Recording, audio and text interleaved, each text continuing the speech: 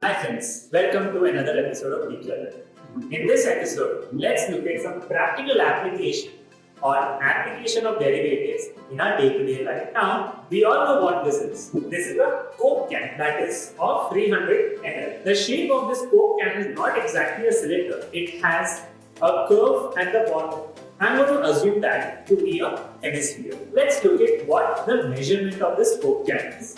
If I measure the length of this Coke can, the length is roughly equal to 12.7, 12.8 centimeters, and the diameter is roughly equal to 5.6 centimeters. So the radius of the Coke can will be 5.6 by 2, which is 2.8, and height is roughly equal to 12.7 centimeters.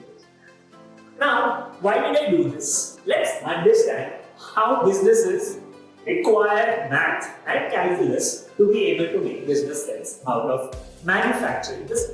We all know that this can is made out of aluminium, and as a business owner, I need to minimize the amount of aluminium that is used to cover this can.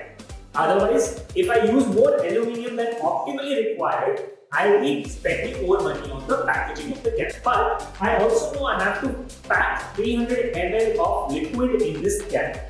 So we have to get the volume of this Coke to be 300 ml, which is equal to 300 cubic centimeters of volume, while ensuring that the surface area of the Coke has been minimized. Since I have assumed the bottom to be a hemisphere, the volume, which is 300 cubic centimeter, is equal to pi r square h, which is the volume of this conical cylindrical part, minus 2 by 3 pi r cube, which is less this volume of the hemisphere that is at the bottom, because the liquid will be filled in this area and not in this area.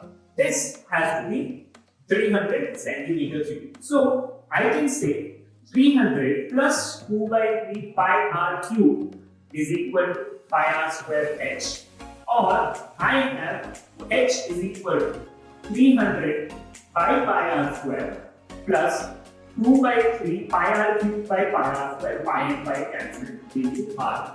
So this is how my h varies in terms of r, and logically let's try to understand this. Like, the volume of this shape is fixed. If I increase my height, my radius will shrink. If I increase my radius, my height will shrink, because at the end it has to pack 300 centimeter cube of liquid. Now, the surface area of this shape is pi r square, the top part, which is a circle, plus 2 pi r square, that is the surface area of the bottom part, which is a hemisphere, plus 2 pi r h, which is the surface area of the curve.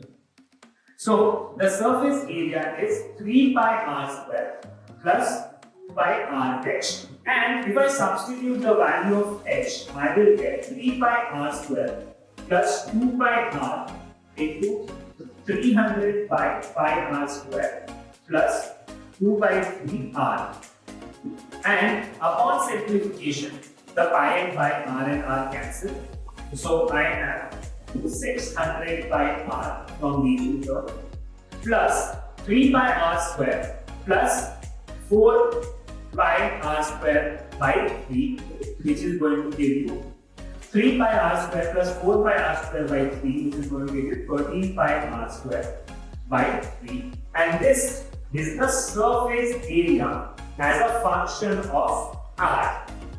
Right?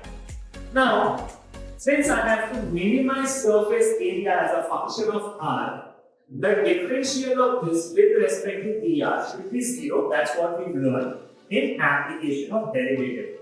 So the differential of 600 by r is minus 600 by r square, and the differential of 13 pi r square by 3 is plus 26 pi r by 3. This should be equal to 0. So that will give me 600 into 3 pi 26 pi is equal to r cube. Let me take the help of a calculator to simplify this calculation.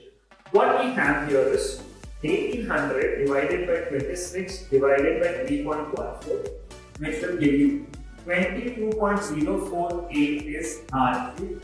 And if I take the cube root of this, I will get R is equal to 2.8 centimeters. Now, let's look at what was the value of R when I measured this gap. Isn't math mind-blowing? The beauty of math is so epic that it just cannot be expressed in words. We have used 12th standard math to be able to make a business sense out of a code.